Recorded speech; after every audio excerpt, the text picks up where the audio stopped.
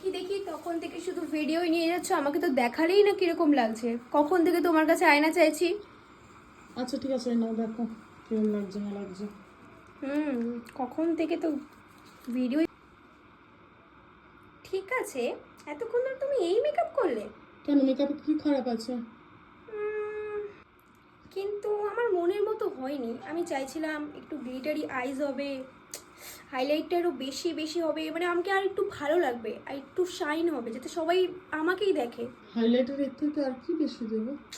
কি মনে হচ্ছে আরো হাইলাইটার লাগবে? মনে হচ্ছে কম কম লাগছে না তোমার?